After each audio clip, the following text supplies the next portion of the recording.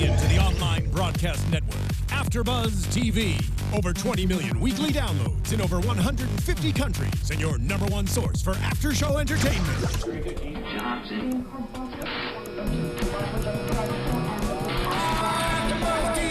AFTERBUZZ TV, the destination for TV superfans. Producing aftershows for over 300 of your favorite TV shows, interviewing celebrities and showrunners, and bringing you behind-the-scenes exclusives. All thanks to E! Entertainment's Maria Menounos, producer Kevin Undergaro, and internet leader Akamai.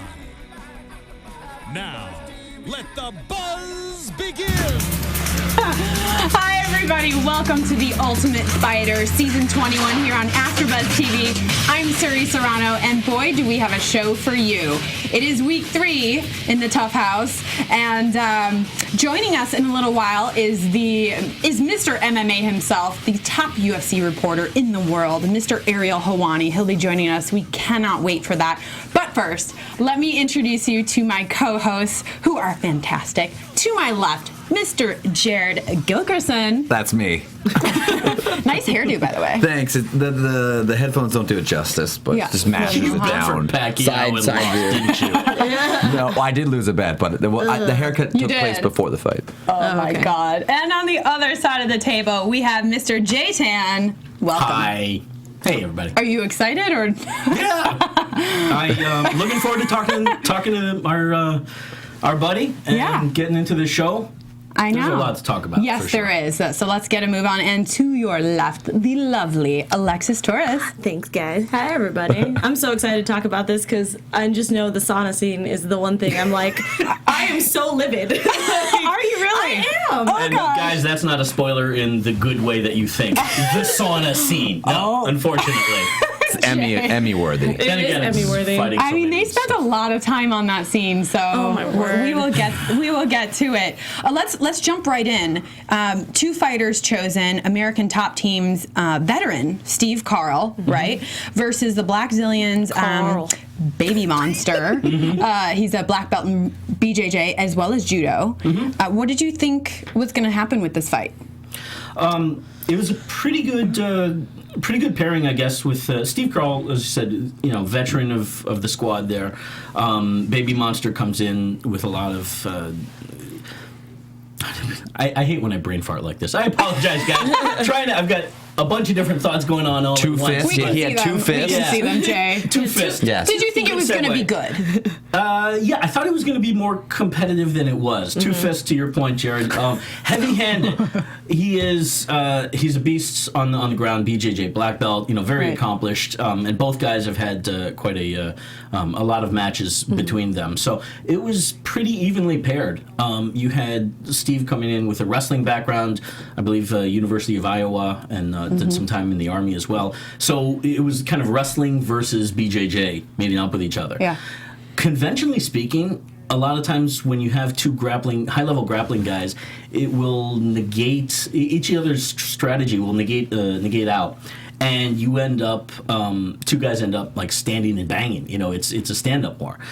Not exactly the case here, or it kind of was, but not so much because there was a lot of clinch time against the cage. Alexis, were you excited about this fight? I was excited because I was really hoping that that ATT would kind of pull through on this one and kind of pull their heads out of their butts on this one. But sadly enough, I mean, it wasn't a bad fight. I know that for sure. And it's just at the same time, the one thing that I didn't know that Jay brought up was that I didn't know that Baby Monster actually, most of his losses were from being hit in the face. I didn't know that. So when they brought it up in the show, I was like, that doesn't sound like that's bad. He'll be fine.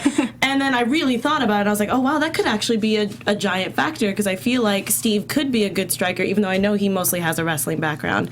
But the ending solution or to it, I was not expecting. All right, well, we will get to the breakdown of this fight. Yeah. But first, your topic that you cannot wait to jump into. The vet on the team, Mr. Steve Carl, missed weight. So we got to delve into this a bit. How does a vet miss weight? I know they talked about it a lot. He talked about it on Tough Talk on Fox.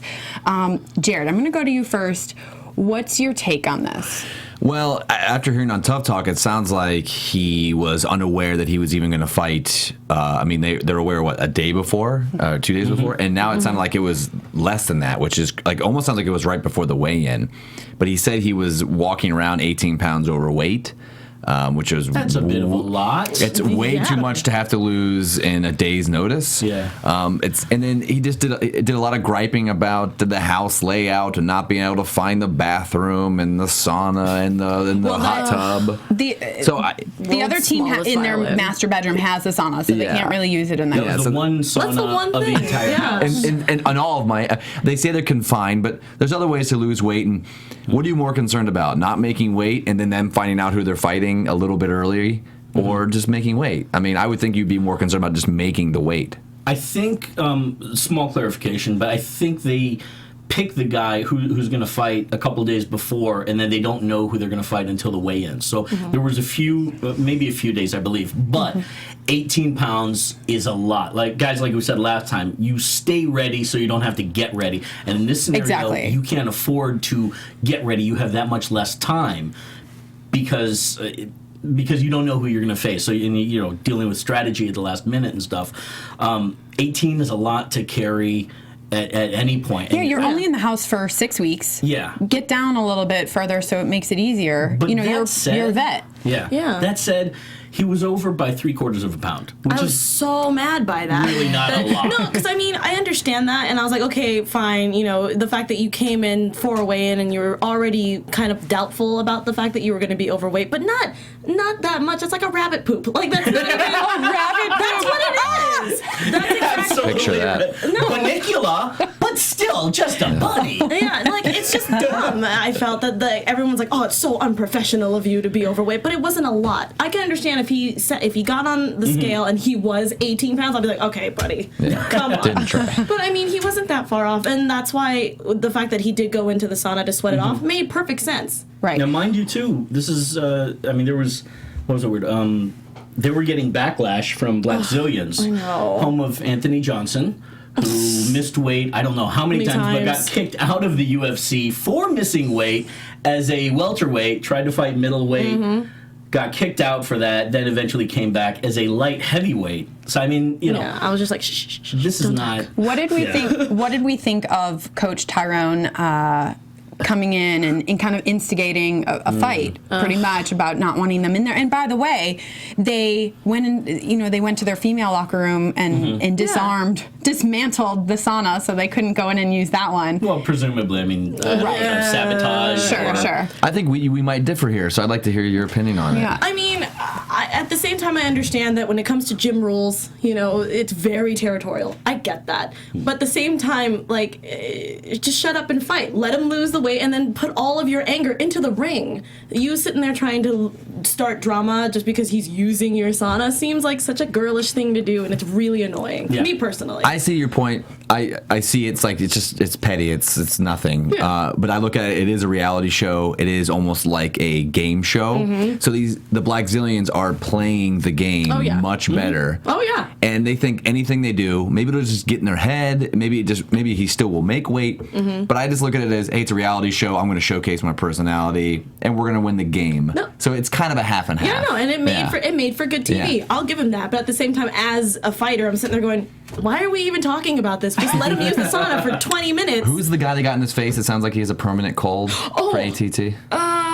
Oh man, I forgot his name. Permanent cold. It's like he's got no. He needs to blow his nose. I can't stand it whenever he opens his mouth. I can't stand it. Every time he can't. It's these clogged nasal passages, and then his ears sticking out. He just Jared, seems like so many things bother you that are hilarious. Oh my god, I hate that team. I really do dislike that team. It's okay, buddy. I'll high five you from all the way across here because I'm with you. I can't stand it was a little much. Supposedly the commission told them to go in and use that sauna. And they wouldn't have been able to say no with the commission. I mean, the commission is the presiding, authority in that match. Right. So at a certain point, Tyrone and I think Michael Johnson would have said, no, they can't use our sauna. Well, yeah, they can use the sauna because this is my rules. I run this here. Right. Get out of the way. Let the guy go in the sauna. And I didn't like the fact they're like, oh, just put some sweats on and run. I'm like, it'll be 10 times. That means you would be here for longer. Now that's a fair point. Like that is something that that's part. You say Jared's part of playing the game. Yeah, you could do that, I suppose. But at the same time, if it's 2 or 3 pounds, then you make the guy, you punish the guy, you make him go run. But like you said, it's a rabbit. It's 3/4 is not a big deal. I can see both sides to it, but I feel like it's a bit juvenile. Oh yeah. You know. But the episode needed a storyline. It did. And It this did. was Sure it. did. If the cameras weren't on, this would be a different story because it would be a regular fight and the commission.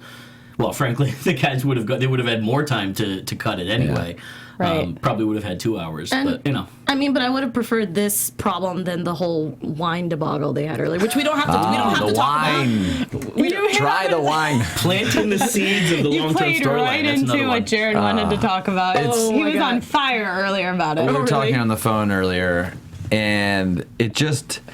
I feel like I love the show. Hey, I love this show, but I just feel like that whole storyline was planted. Oh yeah. It's like, hey, Mike, put on your Bud Light swag, drink the Bud Light, and then we'll say maybe you're kind of depressed about your last fight. And it just seemed like an angle that was just like the big Bud Light, because they had no angle for Bud Light that episode. So they had the Harley Davidson motorcycle cutaways, they had the NOS replays, but they had nothing really, like no guy in the house drinks, or is really supposed to. I mean, they can. So they like gave Michael Graves a want complex. that. Oh, Again, yeah. They want the alky roll in there. they gave him the complex, and he already alcohol. fought. So it's like, let's give it to the guy who's already fought and lost. But it just felt Then so again, weird. It was about the wine. Like he stole BB Monster's wine, right? Yeah. yeah, that's BB what it was. Monsters, or- Yeah, BB Monster's BB wine. Monster's yeah. wine. He did not come across well in this episode, obviously, Michael. We're gonna see this No, play it's just- out. Yes, they're setting that up. Yeah. Every season you need to Every have time. the bad boy in the house, and in the past it's been Junie Browning or who was it? Not Monster why Lobster. Bud Chris Light? It's Lieben was the original. Well, it's surprising that's him. That because Graves? they were putting him as the first episode as the humble kid, and now it's he's the house drunk. I'm like, where are they going to go with this kid? So it just seems like very too maybe quick. just one loss sends you into a totally Possibly. different person. I don't know. Yeah, it's his first loss. It's a good question to ask. I mean, either he really does have a problem with drinking, or perhaps it's the same thing. You know, I have lots of fighter friends that have been in the tough house before, and it's really a mental game. Yeah. Because you're secluded and you're in that tight quarters, and you watched people fall apart mentally. Yeah. And so is it that, or is it a combination? I don't know. Praying for Mike. There's always Hashtag Just get praying for well. Mike. Hashtag send him more Bud Light. God forbid it. Yeah. Hashtag BL. and a bottle of wine to BB Monster. I there, know. too. I feel Poor bad. guy. As a congratulatory, I will send you yeah. some wine, That buddy. too. Yeah. But maybe he didn't drink, and maybe that was some kind of advantage. Maybe he did came admit in it, with, didn't he? what's that? I did admit drinking. No, I'm wine. talking about I'm talking about baby boy. BB Monster. Yeah, Yeah. BB Monster. Like the fact that he didn't, maybe he stayed sober and that, helped him out in the I octagon. mean, I totally agree with you Yeah, on that. who Yeah. knows? I don't know. Would you guys get as upset if someone took your wine? Hell yeah. Yeah. Are you kidding me? Yeah. Wine? Wow. That's my stuff. This is like Game okay. of Thrones. It's okay. Just turned into. It wouldn't bother me I'm at all. in bother a you? closed No. studio here with 3 other people. The door is locked for the next 45 minutes. I need me a tequila shot right. Actually, it's a bourbon. Well- Would they be against like tainting drinks So- now? Would you like wouldn't you put something in the fridge to my like God. juice and like you spiked it? Oh, dude, We're let's going not talk downhill about here. that. We're That's what I would do. All right, here. All right. Let's get to this fight and break down Steve Carl versus Baby Monster, round 1. Alexis. Boring. That is the only thing I have to say about I that. kind of agree with you. Yeah, because they were mostly clinched up against the cage the whole round. I felt. I heard Dana White's voice, by the way, the whole time Yeah. with him up against the wall side. No, I completely agree. I feel like they were kind of just testing the waters a little bit in the beginning, but it was mostly just like a hugging match against the cage the whole time. My personal opinion. Yeah. It, like I said earlier, it was kind of strange that this became more of a clinching match than standing and banging and trading. Steve Carl, I believe, was supposed to let his hands fly and just come in up through the middle. That didn't happen at all. He was really hesitant. I was surprised how much even I read into it, that, his hesitancy about letting things go. And BB Monster just, would attack. They'd end up in the clinch against the cage. And that took so long to get anywhere. And BB Monster eventually got a big takedown, but Steve Carl got right up right away. Yeah. Not a whole lot of action in that one, and then the other one as well, frankly, which we can talk about in a little bit. But I jovially scored this to myself 9-9. I mean, about a 10-point must. If it was a close round to score, but not one in which there was a lot of back and forth action. It was just kind of like, all right, whatever. You said earlier that you thought that these fights so far have been good. So what was... I didn't say that. You didn't? I thought you said that early on. Oh, I think it was the opposite maybe. interpretation of these fights have been insert word. Sarcastic word. The meaning. This one paired up good, but it's been pretty underwhelming.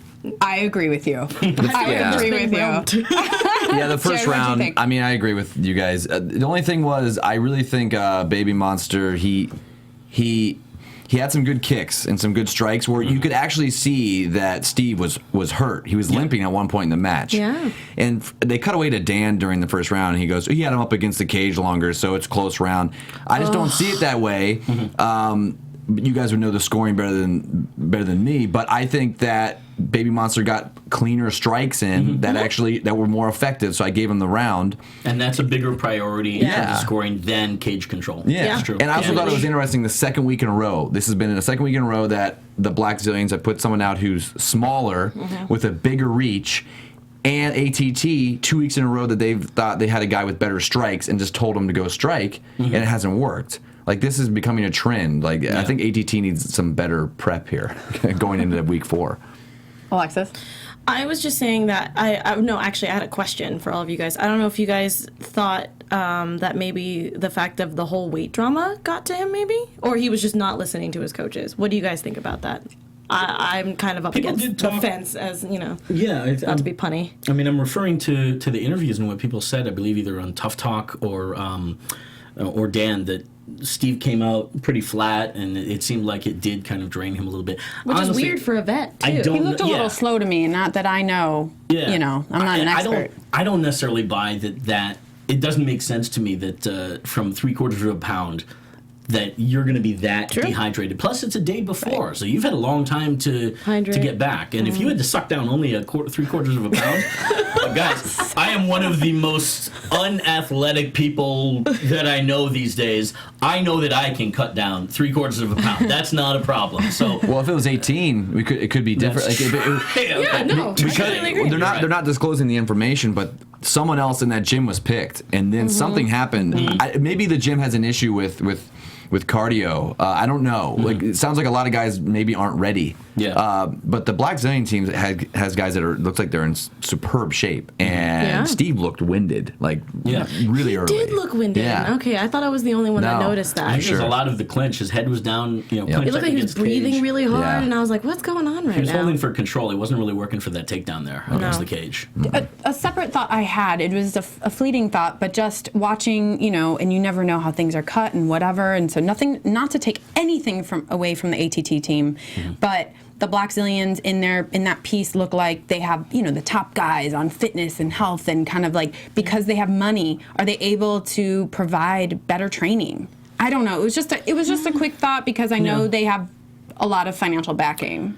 True, but ATT has been around for a long time. I mean, this is not a new to the scene Johnny come lately gym. ATT has a lot of franchises throughout Florida, and I believe even the U.S. They're not. It's not like this is their first time around the block. You know? So I don't know what it is exactly that's going wrong with ATT in terms of victories. I believe that they know what they're doing. They've obviously got A-list trainers and fighters with them. Things are just not clicking in these matches, and I don't know that we could even really discern whatever trend it was from the hour that we get, What were you guys most impressed by with Baby Monster? In the whole fight? Yeah. Jeez. I mean, He looked good in terms of what was there. His striking was hard. He came in with some flurries against Steve, kind of overwhelmed him there. Got the big takedown. That was a nice, pretty piece in the first round. And his underhooks were. I mean, he just knew. It seemed like he was really calm. Like he was looking at his coaches during. They were in a clinch, and he's just looking across the way, like, okay, this is what you want me to do. All right. I just felt like he was well prepared, and I also liked that he didn't really not have a cool down, but he was always making sure that he was making some sort of strike, knees, punches, anything that he can do. And I like that, with Steve, it felt like he was kind of like trying to think before he made his move. And I felt like that's what killed him. We know that's tough for a lot of ATT guys. Yeah, well, yeah, obviously. Wow. Just going for it. They're just painting them as just the bad guys who are just a bunch of I just like meatheads. what Jay has told me is that the fact that, yes, they have been a long time, they've been around, for a really long time, but I feel like with the Black Zillions that they're hungry for the win. You know what I mean? I feel like AT&T's just like, oh, we have it. We have the right people. AT&T, I'm sorry. I keep AT&T versus the Black Verizon. There you go. It's the next season. I just feel like that they kind of feel like that they're already king and that there's no competition for it. Like we're always going to be at the top. And I feel like the Black Zillions are here to be like, no, this is not how that works. And that's why I think that they're winning. And Baby Monster's just better. I mean, he just in that fight, he was just flat out better. A clear head and just fighting. Yeah. Yeah. I don't know. Yikes. Where are you going with that one? What do you guys think? I mean, Alexis, Jay, what do you think ATT needs to do moving forward? It's a really good question. I think that they need to stop overthinking their fighters. The whole the main thing that they were focusing on, even though Steve didn't do it, was his jaw, his glass jaw. They kept bringing that up every single time, and I'm like, you have to remember, yes, okay, that might be a weakness for him, but if he knows that, he will probably do everything in his power to protect his face, which most fighters should already know that. So I feel like they're overthinking everything, and that's why I think that they're not doing so hot. That they need to just take everything to perspective, not just find that one thing. Personally, you've had two in the 3 weeks that we've gone here. Two young guys go in repping ATT, and then Steve was a bit more of a veteran, but he himself admitted this is kind of his last hurrah, last shot at greatness here. I think maybe one of the keys just to switch things up, and maybe by default they have to, but you go with a more veteran guy. The next guy, like maybe Nathan Coy or. Trying to think here. Hader Hassan. I mean, Hader we'll be seeing him. I think they're probably holding that match. Grillo as well, possibly. He's said one thing, by the way, not to break you. He's not said one thing in the whole show. I love it. He's been quiet the whole time. Yeah, he's great. I would understand why. He's great. I didn't even realize that. Yeah, that would make sense. That's so funny. But yeah, I think Hader, I wouldn't be surprised if they really build him up. Or build up to his match, and perhaps that's the not only are they high watermark for ratings, perhaps. They are going to, but they're also going to be building, like we talked to Kamaru, a bit of a rivalry between them. So that's right. We have that to look forward to. Yeah. And all they need is, if they just win the next two, it's tied because you'll dip into the second round of points. Yep. And it's not insurmountable at all. They can do it. So. They can. It's going to be interesting. Yeah. I don't know. Well, it's not looking good, though. Kamaru said that. He said you'll be surprised how close. He kind of teased it a little bit. So it's not going to be a blowout. I was hoping that it wasn't going to do that because last season we were like, oh wow, they're just sweeping them out. Like this is not as Team Pettis all day. Yeah, right? the whole time, and I was like, okay, well, this kind of took the fun out of it. That tends to be the case a lot of times. A lot of the seasons, even though this is set up differently, one side will dominate for the first half of the season, and then all of a sudden the other side comes back, things turn around. Some of it is with that one dominant side, things falling apart, things going wrong, and then the other side capitalizing on it. But yeah, it wouldn't surprise me at all to see things catch up. And I think you made a really good point with the point system. One win next week, and then another win. Because the ATT would have home court advantage, maybe that is possibly a factor. Boom, you're even in 5 weeks, and that was just with a quick 2-week turnaround. So there's still a lot of moving pieces here, as it were. It's like they said, it's a chess game, you know. We have a fan in the chat, Joseph Boza. We love you so much. What up, Joe? He said Dan needs to stop playing with the heads, with Glenn. That is what Glenn wants. This is the last fight at 25 points. Even though it's 75-0, it ain't over until the fat lady sings. That's true. I mean, they even Dan even talked about it. He's like, if we win the last 4 fights in the last round, they're technically all good. So. I mean, ATT is a great team, so we're bound to see them win, right? We know bad luck. The bad luck is if you have your last name tattooed on your back. I mean, because you just forgot. If you forget your name, well, it's right there. What is that? Except it's on the back. You can't look it up. You can look in the mirror. It'll be backwards. I would like Steve Carl to come on the show and explain the tattoo and the inspiration. We should have him on. I really just want to be like, yeah. I'm such a huge Walking Dead fan. I just keep calling him Carl. If you're a Walking Dead fan, you'll get that. Well, is there anything else that really stood out to you guys from this episode? Anything that irked you more than the sponsors? Sauna? No, I mean, no. Sponsors. I forget. There's so many. No, I guess it was more along the lines of I felt bad that that Steve kind of gave up a little bit towards the second round. I felt like his shoulders were starting to kind of drop a little bit. He was moving a little slower, flat-footed, that kind of thing. Yeah. Mm-hmm. Well, I'm going to cut you short because our very special guest, Mr. Ariel Helwani, is joining us live from New York. Thank you so much for joining us, Ariel. How are you? I'm doing great. How are you guys? We are fantastic. Thank you for taking time out of your very busy schedule. I don't know how you fit anything in. Is this better for you guys? Is this angle better? I think they're still better. We're not seeing you yet. The producer's sorting that out. I'm sure the angle's great. You can hear me though, right? Oh, there we are. There you are. Hi. We see you now. Perfect. Oh, it's nice to see you. I love seeing that smile. You too. We got the earphones in. Yes, I may or may not be in my bathroom right now. I knew it. And I live in a shoebox, and if I speak Looks like he has scrubs on. louder, they will all wake up and get very mad. Yeah, we don't want your children to wake up. Thank you. Ariel, first question, we're going to cut to the chase with the meaty stuff. Do you roll over or under with the paper there? Oh, gee. Oh, my God. Wow. I wanted to break the ice, man. I didn't expect the hard-hitting questions right off the bat. I didn't either. This is live internet. All right. He knows how it goes. Ariel, I know that, it's no secret that you're not a huge Tough fan. Can you tell us why?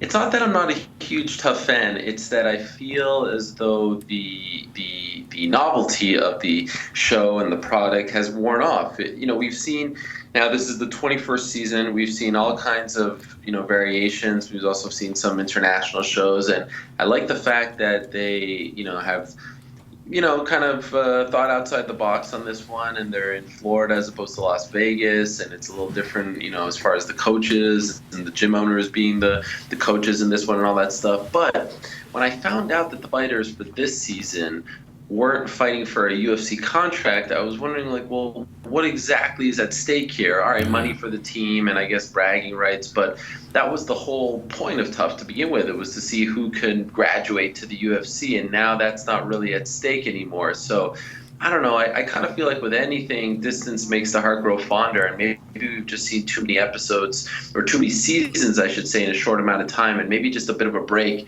could get people missing it. And also, by the way, every weekend there's a UFC event now, so I get my fix from the actual live events where I think there are better fights. Right. I don't feel the need to watch more. So it's not that I hate it. It's just, maybe I needed a bit of a mental break. I don't know. Am I missing out? What you tell me. Are you still there? Can you hear us? Yes. Okay, good. Because we lost the picture. Oh, there, you're back. No, someone texted me. I don't necessarily think you're missing out, but I just was curious. I'm sure the fans were curious as well. And let's get to the good stuff though. This week on your show, you had Jon Jones manager Malki Kawa, who said he's not sure if Jon will ever fight again. When in that conversation, what was your take from that? Do you think he was just kind of fluffing the air a little bit more and kind of feeding into everything, or do you think he genuinely doesn't know? I think he genuinely doesn't know, but I think it was a surprising thing to say. It was also kind of a smart thing to say for a couple of reasons. One, I think this makes Jon a bit of a sympathetic figure. Now people are wondering, well, is he going to come back? Is he not? I think some fans were wondering, after the Reebok deal fell through for him and after he was pulled from the UFC rankings, like, hey, is Jon getting treated unfairly here? Is all this happening too soon for him? And already I'm starting to see, for the first time in a long time, I'm starting to see this change in the way people view Jon Jones and talk about Jon Jones. Of course, he has a lot to deal with outside of the cage, and we're going to see how all that plays out. And, he's being charged with some pretty serious stuff. But for the first time in a long time, I think, everyone loves an underdog. Everyone loves a comeback story, reclamation project, and people are starting to feel that way. So I think it was maybe smart on Malky's part to say that, because now people are like, wow, could this be it? Could this be the last time we ever saw him? I don't want him to go. There's still more fights for him to be had. There's still a lot more for him to do. And then I also really believe that this is a very fresh situation, and Jon needs some time to figure out his life and to maybe mourn a little bit. And, the hangover from all of this is sometimes worse than the actual shock of the decision of losing his belt. He probably needs to lick his wounds a little bit. And I really think one of the best things that could happen to Jon Jones is if Daniel Cormier wins the belt on May 23rd, him parading around with that belt and rubbing it in Jon's face and calling it my belt and calling himself the real champion, that might light a huge fire under Jon Jones. So I'm curious to see how he reacts to that. Again, he has to deal with a lot, and that might take some time to play, and I don't want to downplay that. But, I really truly believe that they don't really know right now. But in my heart, if you're asking, I do think we'll see him fight again. I've heard you speak a lot about this, obviously, but do you think that the UFC handled this correctly? I think that they had to do it this way. I mean, this is not the first time. If it was the first time, you can make a case for, all right, maybe you just suspend him and don't take away his title. Second time, maybe you give. Third time he does something, and the 3 times I'm talking about are, the DUI in 2012. The cocaine thing is a weird one from earlier this year because he wasn't supposed to be tested for, but at the end of the day he was, and it was an embarrassment to everyone involved. And then this, and again, I see people saying, well, it was an accident and all that stuff, and really that's not the issue. What he's being accused of and what the police are alleging that he did was leave the scene, and that's the problem. And he left, according to the police, and then came back to get money and then left again. And you can't do that. I mean, that's a major crime, and especially when you find out that a pregnant lady broke her arm as a result of this accident. I think that's the big problem, and that's the thing that some people are missing in all of this. So I think that they were left with no choice. And, in this day and age, there's a lot of public pressure, there's a lot of people writing articles and things of that nature, and I think a lot of people were waiting to see what the UFC would do, and quite frankly, I think the UFC surprised a lot of people because in the past they didn't do this sort of thing. I think he forced their hand, and I think ultimately it was the right thing to do, is the right kind of message to send to the fighters in this day and age in 2015, that it doesn't matter if you're the top star or the prelim guy, this kind of conduct will not be condoned. And unfortunately for Jon, it was kind of 3 strikes and you're out, at least for right now. This reminded me, when the headlines came out about Jon and everything, this reminded me of 2 other instances that Ariel will probably be able to speak on better than me.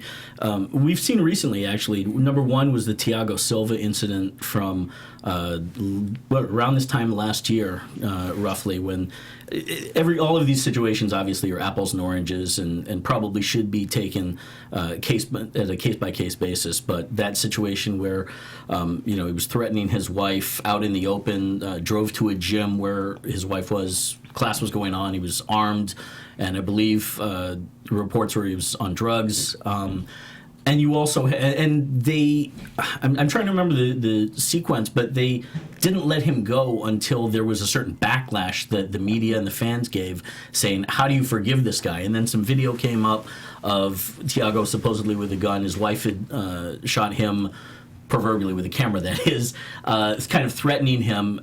That's one instance. And the other one that comes to mind, Ariel, that you may remember better, Rampage Jackson, a couple of years ago, right after losing the belt to Forrest, went on kind of a binge in Vegas, partying and just drinking energy drinks and everything. Ended up back in SoCal, drove into it was reckless driving, and he did hit a car that I believe, correct me if I'm wrong on this, had a woman in it who was also pregnant. And she did lose the baby, although I believe the doctor said it was not necessarily because of the hit there. And honestly, I don't remember how they immediately handled that one, other than talking to flying out and talking to Rampage.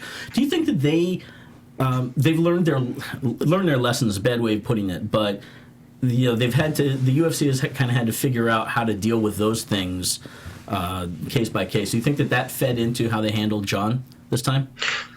Sure. I mean, I think they learned from everything. Just a couple points to make. I recall UFC 87, so he lost the belt. Rampage lost the belt to Forrest Griffin at UFC 86, and then UFC 87 was the next pay-per-view in August, and it was a big press conference in the mall in Minnesota, the Mall of America, and they had him come out before they started the press conference. That was the show headlined by GSP versus John Fitch, also Brock Lesnar. Heath Herring was on the card, and Kenny Florin, Roger Huerta, and they had him come out and speak to reporters, and it was kind of this sign of, all right, we're going to stick by this guy, and we're going to be there for him and all that stuff. And I kind of thought they handled that pretty well. I mean, it was a show of support. And then Thiago Silva, when his arrest occurred last February, not this February, last February, they actually cut ties with him right away, which I thought was the right thing to do. And then when charges were dropped in September, they re-signed him, which I thought was the wrong thing to do, because as you guys know, when things like this happen, domestic violence, charges being dropped doesn't necessarily mean that you're innocent. And they received a lot of criticism for that. And then this video came out, and then they just had to wash their hands of the situation. So I think they may have learned, from that instance, and also others. They indefinitely suspended Anthony Johnson when he had an issue come up, and they had an internal investigation, and they determined that he was clear of any accusation, and he went on his way, fought Alexander Gustafsson, and now he's fighting for the belt. Same with Michael Johnson, who was quietly suspended indefinitely as well. So I think that the UFC is growing up before our eyes. Let's not forget, the UFC is 22 years old, almost, in November. But as far as Zuffa is concerned, they're essentially 14 years old. This is a very new sport. It's a very new league. It's a very new organization, all that stuff. And they're growing up before our eyes the same way that the fighters are evolving, same way that the media is evolving, the organization is evolving. We're seeing that with the Reebok deal and the drug testing coming out. And so we can't always hold them, in my opinion, to the same standard as other leagues. We just hope that, they'll make the right decisions along the way. And if those, codes of conduct aren't in place when things pop up today, we hope that in the future, they'll learn from these issues and then correct them. And I think that, in 2015, they've put their foot down pretty well. Of course, you could always nitpick here or there, but the Jon Jones thing goes a long way. And now it's important to see if they follow up on this and don't give preferential treatment to other big stars. Right. Well, on to another big piece of UFC news this week, the Reebok deal. They finally broke down and released how they're going to pay everybody and all the fighters. I've heard you talk about it on your shows this week. This affects so many people, and I can see the direction that UFC is going with, and wanting to be on the level of the NFL and NBA and so on and so forth with uniforms. What is your take? What do you really think is how does it affect the mid to lower range fighters? I mean, this is a very complex issue, and there are a lot of layers to it. There's the first thing is, it's hard to know. In this day and age, like you could say that the sponsorship market has dried up, and it has to a large degree from when the sport was booming 6 or so years ago.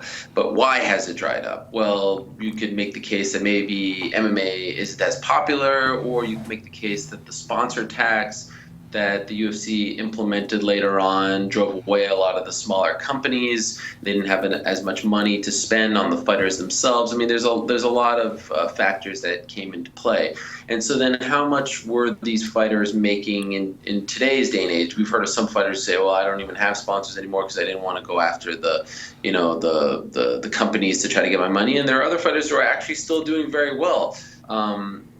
I wish that, the uniform thing, what I love most about, one of the things I love most about MMA is the individuality, the unique characters. Everyone could wear whatever they want and be any kind of character that they want, and that's a fun part of it, and I'm afraid that might go away. I guess I understand where they're coming from, and it's important to clean up the sport and have, blue chip sponsors involved and really try to be as professional as possible, and they always equate it to the NFL and the NBA, but there's a couple major differences between the NFL, NBA, and the UFC. The first is that in those leagues the players have they have representation, they have unions, they collectively bargain these kinds of things. That's not the case in the UFC. Also, the UFC is essentially one ownership group. In those leagues, you have 30 owners, and then of course you have the players' union on the other side, and then you have a commissioner who kind of is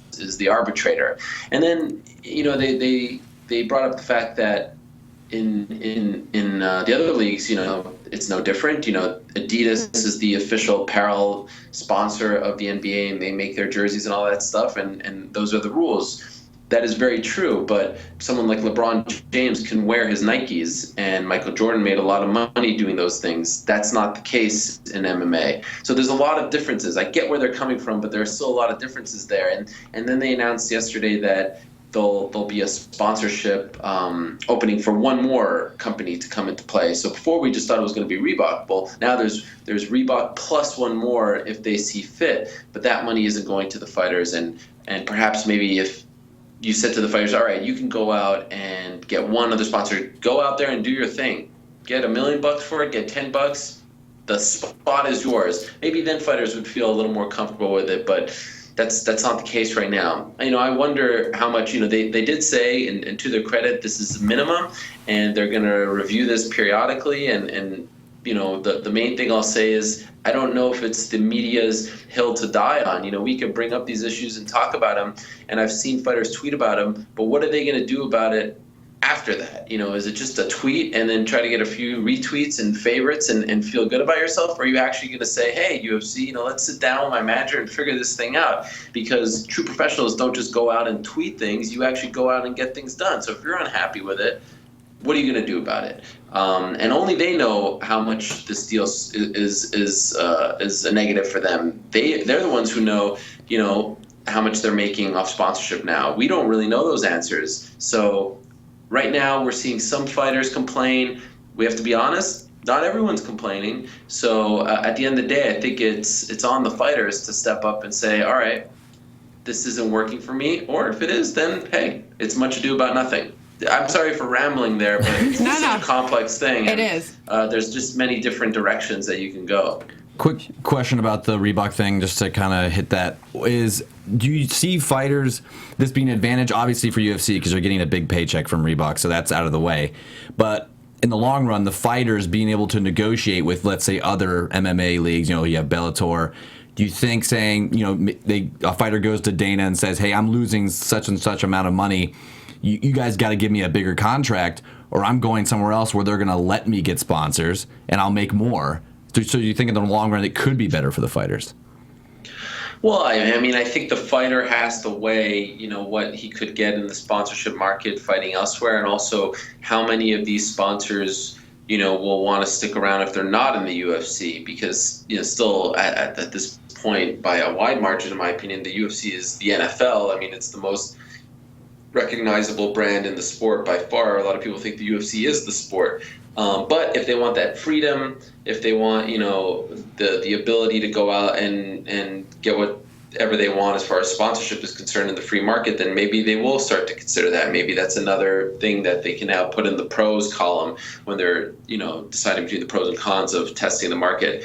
Most of the times, there's this sort of exclusive negotiation period, and then there's a matching period. So it's a complex process to get to free agency. But yeah, I could certainly see fighters who are unhappy with this deal saying, if my deal is up soon, I'm going to test the waters. But again, I've talked to some who say that, I'm happy to not go out there and fish for sponsors.